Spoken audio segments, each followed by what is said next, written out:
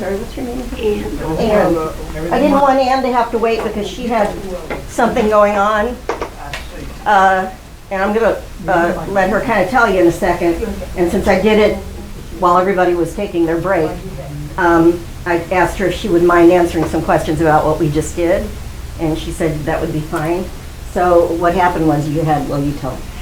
I've been having migraine headaches this past week, significantly, on and off all week. And as I was driving here, I got a really miserable headache, and I had to stop the car because I was concerned about driving. And so I asked, or I said, oh, I've had a migraine headache, I really don't feel And you've been well. here for a while. Oh, So you've had that the whole time you've been in here? Yeah. Okay, and I don't want to get her talking about that too much because I don't want it to change. But then when she came up to me, she said she had that, and I was going to do a demo, but everybody was kind of out there, so I just asked her where it was on a scale of 1 to 100, which is where I start. I like that because it's different than what the doctors use, 1 to 10. I want everything that I do, I want it to be a different frame of reference than what doctors use. So, and a lot of hypnotists, I'm sure, use that too. But anyway, 1 to 100, with 100 being the worst, and 1 she doesn't notice it, and she said it's at about 60. And it had been all day, so I didn't want her to wait. So I just asked her if she wanted to come up here, and I did a process with her, which is basically the simple process that I teach in class, some variation of, that's just objectifying the pain, going, and then of course then we don't call it that anymore because we know what that P word means to us. And so anyway, she got it down within a minute or two to like 30, was it? 30. And then it got down to 20 pretty quickly. And the only challenge I had with her for the hypnotists in the room is that when you ask a question, when you're doing these processes and they're dissociated from it and they're objectifying it, you all know what that means. It's not important. I'm not trying to talk over anybody's head if you don't know what I'm talking about, but basically getting her out of the middle of what she was experiencing and talking about it. And then I would ask her a question, I would see her go inside and go, I think, no, and I kept having to bring her back out here. But she did it really well and really fast. And it ended up out in the dumpster. It's still there, right? It's there. All right, they might have already taken it off somewhere else. Yeah, but you got it down to, because the last time I asked you, it was like, where did it go? Kind of a attitude, yeah. And where's it got now? it down to 20, so. It was 20, but then where's But it then now? I didn't give it a number anymore. Oh, so it's less though. It's much less. Much less, much less. Much And the important thing to know is that she did that. By the process we did, it gave her mind and body permission and space, which is what we do. We create a space where the body knows what to do. Now, I explained to her afterwards that if someone comes to me for headaches, for migraine kind of things, those of us, I think everyone in here is unlicensed, which most hypnotherapists are. I would get a referral. I work mostly with doctors' referrals, so that's not an issue. Because pain is a signal. Those signals are saying something needs attention. When I talked to her earlier, I felt comfortable doing this with her. It was going to be just for a demo anyway, but this is chronic. And that's what I'm going to talk some more about tomorrow, is chronic conditions. You still want it to be diagnosed, and you got to see why, something needs attention. And with her, since it's chronic, I don't diagnose, I don't prescribe, I don't want to. But what I think she realizes is that her body can that quickly feel that good, that chronic thing that's happening is telling her something needs attention.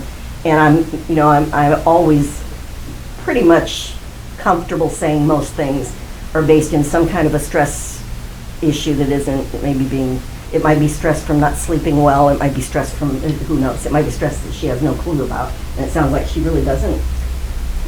So it might be something that we aren't even aware of. But we don't have to know that. We don't, that's why I say we don't diagnose, we don't prescribe anything. But to know that her body could get her that comfortable that quickly. But see, if somebody has a headache and comes to you, to a hypnotist, the reason we get the referral is because, it could be something that is going on that needs attention from the doctor. And I want to make sure that that's covered.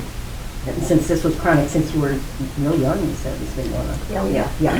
So this is a chronic, and that's when hypnosis really can help, because there's something else going on, obviously. I said, if it's acute pain, somebody just hitting you in the head, with a stick, that makes sense, and it's going to go away. But if it's something like this ongoing, then it's, you know. Is there a So- certain technique you use? I just did a real simple thing with her because we didn't have much time, and I was going to do it as a demo, but like I said, everybody was kind of scattered, and I said I'll just help her. It's just objectifying turning it into an object, distancing from it, dissociating from it, changing the submodalities. So basically NLP, it's probably more NLP, because I didn't do a formal induction. I didn't have her sit in a comfortable chair and do a deepening technique. I didn't do a formal ritual of a hypnotic process, but it was very hypnotic. And I watched her just smooth out right away, because as you involve your imagination in something, if it's a book or if it's a video game, you know, you lose yourself. You get outside of yourself, and that's a good thing in this case, right? Get outside of that. But I had her go into it first. Does most everyone here, do they usually just use NLP more than hypnosis, and only hypnosis Most when of they it- really have to, or? See, I gotta be careful how I answer this, because they are two distinct, separate fields as far as if you're gonna get, you know, study it and get certified. You know, we teach as separate here. But I started them both kind of together, and I can tell you that there's so much interaction because of NLP partially coming out of them studying hypnotists, and you know, there's so much similarities, and the language even is very similar, that even people who do hypnotherapy, if they're taught well to do it, like here, they're going to learn in my hypnotherapy class, they're going to learn more NLP than some NLP classes teach that I've been to. Let's put it that way. So they already, because to me, it's just a natural part of doing it. And it's kind of, you mix and match depending on what you're dealing with. Yeah. There's elements that, you know, you could get 20 people in here, they're just trained in both, and I could say, here's the piece I did, and 10 of them will say, oh, that's NLP, and the other 10 will say, no, that's hypnosis. That's how muddled the lines That's what are. I struggle with. That's how muddled the lines because I'm are. so new at it that. Yeah, and I'll tell you, I never struggled with that because I'm not a Customizing it. label person. Yeah. So I don't care what you call any of this stuff. All I care is that it's going to work. Kind of hard Yeah. for me right Because now. see, if I'm thinking about, I'm doing a technique, see, Right. you learn models to start from. That's why everybody's doing a variation of that guy's variation of that one, and here I read this piece, I'm adding this to it, and it's never the same, and then she's here. So it's not anything like I've ever done it before, and it never will be that way again because she is here. And even her in a week might be a completely different thing, probably will be, because she's not the same person in a week as she is now. But when you're first starting off, you kind of have to start with the. Yeah, you want to learn the language and all that. But I can tell you that I can tell when I'm talking to a hypnotherapist who hasn't had really good NLP training. They don't talk the same, and I think it limits them. And the name of my company has that word unlimited. What I think about all this work, EFT, all these techniques that we learn, is that if it limits you in any way, if anything a doctor tells me is going to limit me, I'm going to say, well, maybe you're right, but I'm going to start looking for other options and other possibilities. The other part of my name of my company. Because to me, when you're learning how to do something, it should expand the possibilities. It should expand your options, your choices. Give you more choices. Oh, now I know if I think this way, I can create a migraine if I want to. Isn't that impressive that I can do that with my mind? And now I know that if I think this way, I can eliminate that migraine. And for your question, there's a bunch of paths to get to the same place. Yeah. So just pick something, try it, see how it works. If you like it, fine. Pick something else. Yeah. Because I hear hypnotists and NLP people, they'll argue about, well, that's not that, that's NLP. Who cares? I say, call it George. I don't care what you call it. If it works, do it. Put a new name on it. Everybody's creating new names, right? I have my mind-body cohesion. I think that's a pretty cool name. Everybody has an acronym. Everybody has an acronym. MBC is my mind-body cohesion. And then I have the pivotal response conditioning, PRC, which is very similar somehow to anchoring and triggering, interestingly. Very similar, but it's mine. And it sounded good for my dissertation. There you go. So how you feeling? Do you have any questions for her? Because you didn't get to see what I did. I sort of threw it out there in some form to you, whatever you got from that. But do you have any questions for Ann? How long did that take? 10 minutes? Well, while you guys were Well, you. 5 minutes, 8, 6, 7, something like that. Pretty cool. Fast. Yeah, she had it down to 30 within a minute. It's one of the easiest things to work with, which is Have you why I been always encourage hypnotized people. before? Oh, yeah. I didn't really see But officially. You didn't get hypnotized? This was, If you watched me, all I did Oh, was no. talk to her. All right. I didn't do an induction. You know, if you go to a hypnosis class, you learn the inductions, then you learn the deepening techniques, and then you learn this and that. I didn't do any of that, which is why it's more NLP. It's less of the ritual. Yeah. Well, some say. But it's still hypnotic because she went into the hypnotic state in order to answer my questions. And we're already in a trance. And you all are in trance listening to me explain, because I'm watching that. You know how you get that glazed over look? So she had to go into her And I was in subconscious trance with her. to- You guys disappeared, didn't they? You guys were making a lot of noise. I know you were, because I remember before and after. But while we were working, they were gone, that's true. That's so cool. which is kind of why I wanted to give her that experience that way, because I thought this is going to take 5 minutes just to get everybody to say, and I didn't want her to suffer. When I knew that her mind could give her some relief, I didn't know how much. It gave you quite a bit, Yeah, though. it did. So you got a nice mind in there. Mm.